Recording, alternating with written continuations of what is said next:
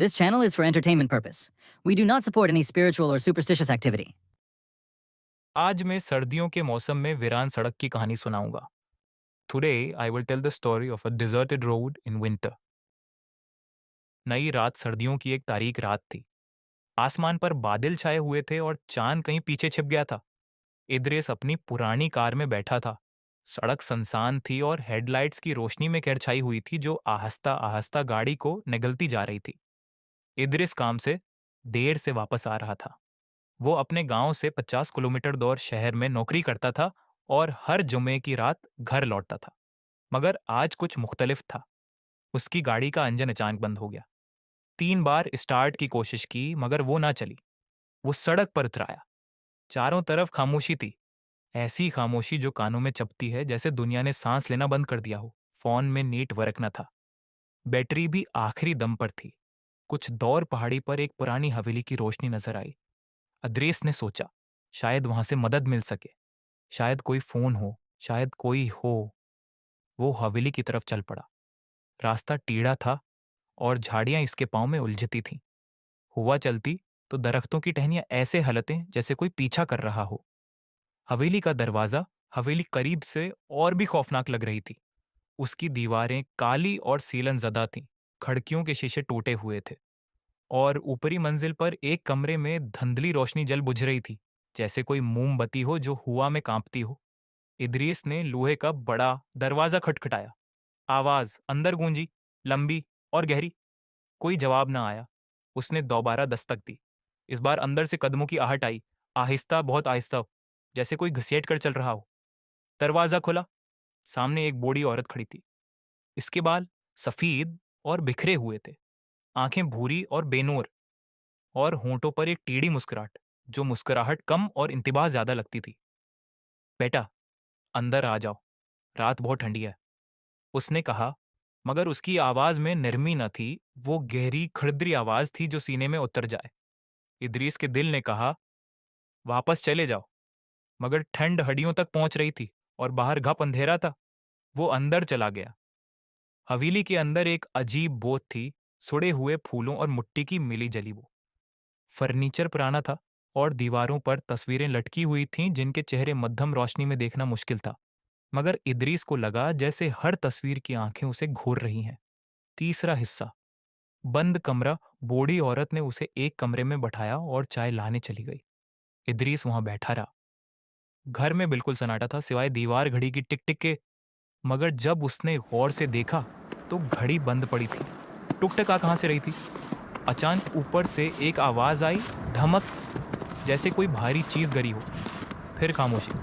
फिर दोबारा धमक। इदरीस ने बूढ़ी औरत से पूछा, ऊपर कौन है? वो रकी, मुड़ी और आहिस्ता से बोली, कोई नहीं, ऊपर वाला कमरा बंद है, 10 साल से बंद है। फिर आवाज आई, मगर इस बार आवाज नहीं बल्कि पुकार। एक बच्चे की आवाज, बहुत बारीक, जैसे दीवार के पार से आ रही हो, नीचे मत आना, नीचे मत आना। इदरीस की रीढ़ की हड्डी में सरसराहट दौड़ गई। उसने कहा, वहां कोई बच्चा है। मगर बूढ़ी औरत ने उसे बीच ही में रोक दिया और बोली, तुमने कुछ नहीं सुना, चाय पियो और आराम करो। मगर इदरीस से न रहा गया।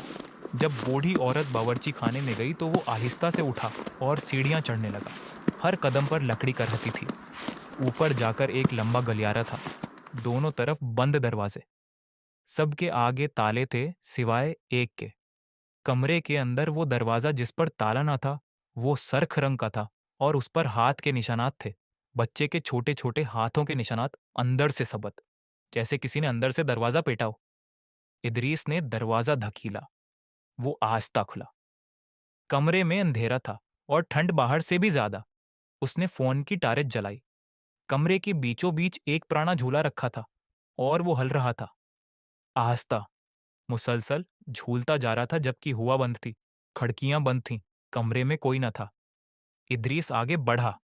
झूले के पास एक पुरानी डायरी पड़ी थी। इसने उठाकर खोली। सफात पीले और कुछ जगह दागदार थे। पहले सफ़े पर लिखा था, जो भी ये पढ़े, यहां से भाग जाओ, वो औरत इंसान नहीं है। इदरीस के हाथ से डायरी गिर गई। इसी लम्हे पीछे से बूढ़ी औरत की आवाज आई, गलियारे से, करीब से, बिल्कुल पास से। मैंने कहा था ना, ये कमरा बंद है। असलियत इदरीस ने पलट कर देखा। बूढ़ी औरत दरवाजे में खड़ी थी, मगर अब वो पहले जैसी न थी। इसकी आंखें सफेद हो चुकी थीं, पुतलियां गायब, और उसके हाथ, वो बहुत लंबे थे, घुटनों तक, अंगलियां मोड़ी हुई जैसे पुराने सूखे दरख्त की शाखें।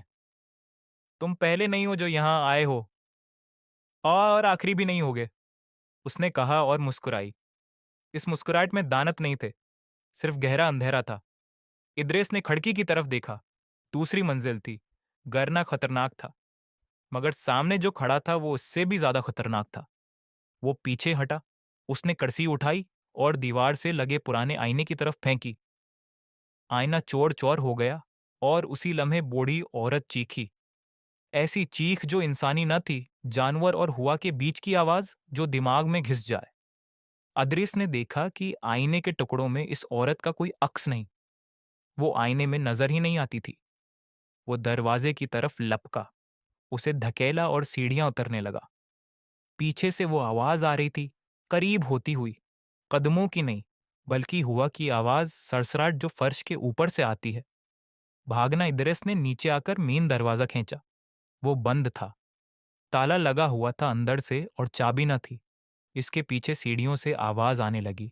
अब वो आवाज बचे की थी, नीचे मत आना, नीचे मत आना। इदरीस ने बावर्ची खाने की तरफ भागा और पछला दरवाजा ढूंढा। वहां एक छोटी खिड़की थी, खुली हुई, बमुश्किल जिसमें निकल सकता था। उसने खुद को बाहर धकेला, कांटे लगे, कपड़े फटे, मगर वो बाहर था।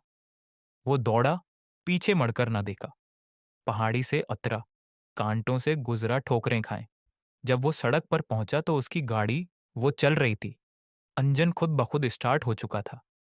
उसने गाड़ी में छलांग लगाई और तेज चला दी। आईने में पीछे देखा, हवेली वहीं थी, मगर उसकी रोशनी बुझ चुकी थी। सब खिड़कियां तारीक थीं, मगर ऊपरी मंजिल के इस कमरे में, इस बंद कमरे में, एक छोटा सा चेहरा खिड़की से बाहर झांक रहा था।